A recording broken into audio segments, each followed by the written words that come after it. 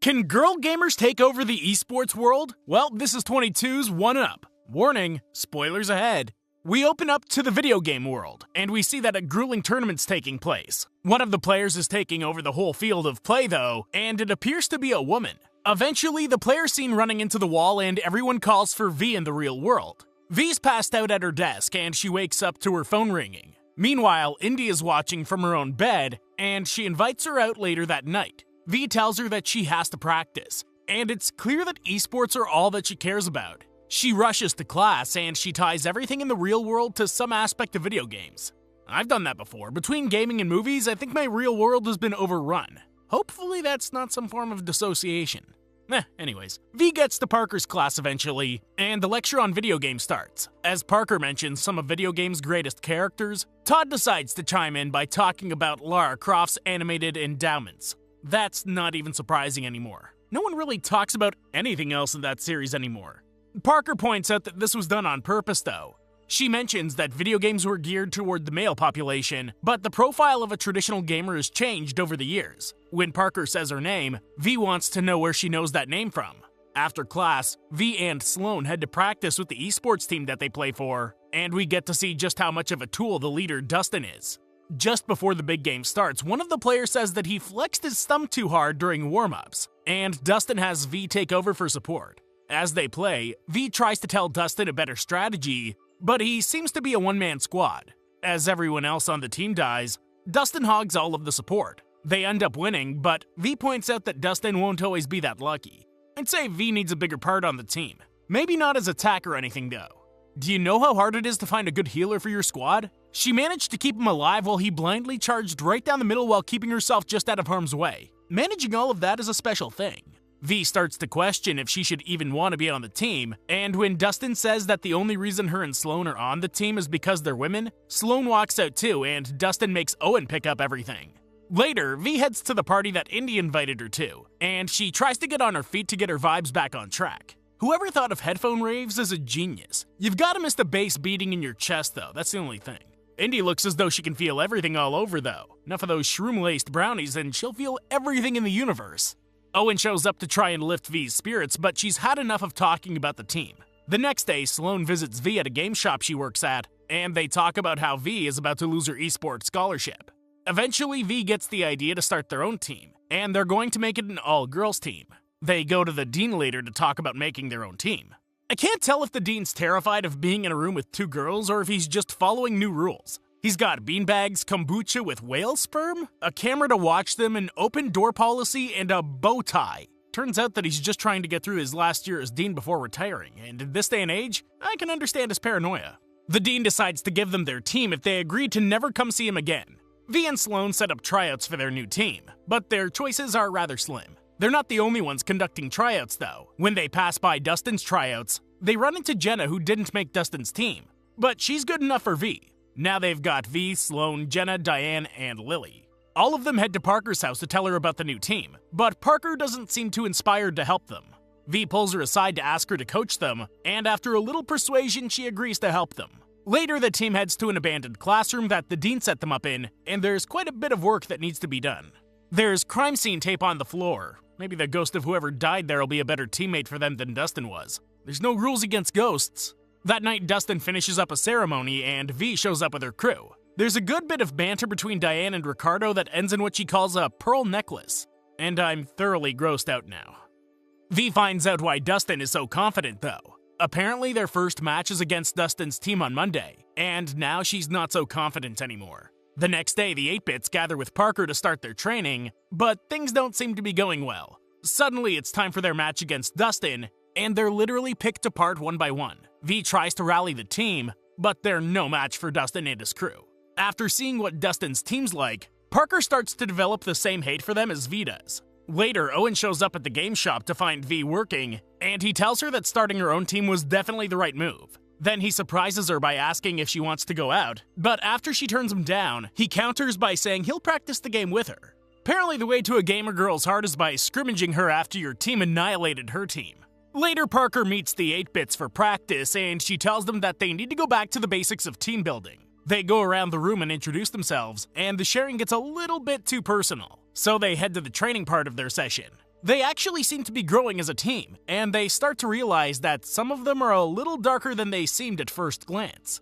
Parker stops V before she leaves, and she gives her an original Game Boy with Battletoads as homework. Battletoads is one of the most infuriating games ever created, and I'd totally quit if someone told me I had to beat it for homework. No scholarship's worth that heartache and disappointment. Parker gives her this game as homework so she can learn to let opportunities present themselves to her instead of charging in head first. That night, V hops on and practices with Sloane, and they actually pull off a win. Suddenly, Owen calls, and V kicks Indy out so she can have her gaming date. Owen and V manage to pull off being a fantastic team together, and they enjoy playing just for fun for once. She realizes that while they actually spent a lot of time together on the team, they never actually hung out in real life. She thinks that they need to change that, and she thanks him for not being like the rest of Dustin's team. I'd say that counts as a successful date. I'd be down for a date like this anytime. I need a team.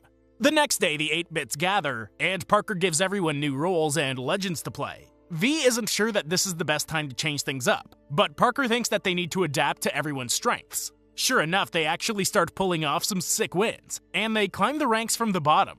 Eventually, they make it to the national qualifier rounds, but things go south when V decides to stray from the game plan. When the game's over, Sloane calls V out for playing like a one-man team, and Parker pulls her aside as well. Parker warns her that she'll be on her own if she keeps playing rogue like that. When V leaves, the dean tells V that next year, the school will only be funding one of the esports teams. That means goodbye scholarship. The dean's a walking motivator though. Even after delivering some crushing news, he's still showing his support. At least he did his research this time.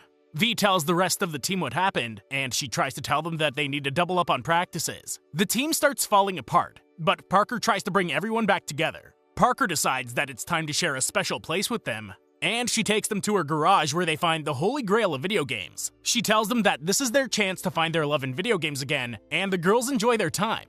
All of them aside from V. She explains to Parker that she's got a lot riding on the upcoming tournament, and she tells her that her father doesn't believe in her dreams like she does.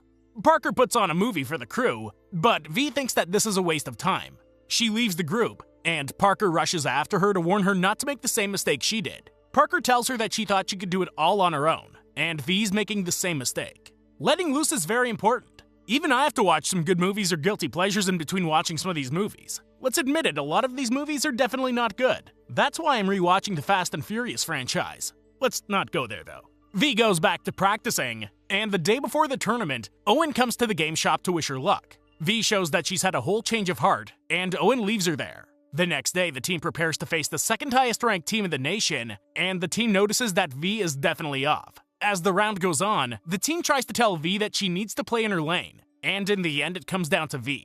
The team set her up perfectly though, and they pull off a win. After the game, Indy actually catfishes Sloane into coming into V's room to fix their friendship, and the two of them bond over cookies, tea, music, and memories. Oh, and drugs. Indy definitely spiked their cookies and tea. Why would anyone trust Indy snacks? She already has an established history of doing this. It works though, so credit to Indy. After coming down, V apologizes to Sloane for how she's been acting under all the pressure, but Sloane assures her that she understands. Later, the group heads to Miami to check in for the national championship. Sure enough, they run into Dustin and his crew. That night, the 8-bits get ready to face their opponent, and they're facing one of the top teams from the previous year. The crowd goes wild for everyone, and V soaks it all in. I'm actually super caught up in the gameplay parts of this movie, and this is a fictional game. Obviously, it's based on League, but still, this fake game looks better than some AAA games out there right now. Eventually, V finds an opening, but she does the unexpected. She actually sacrifices herself to create an opening for Sloane.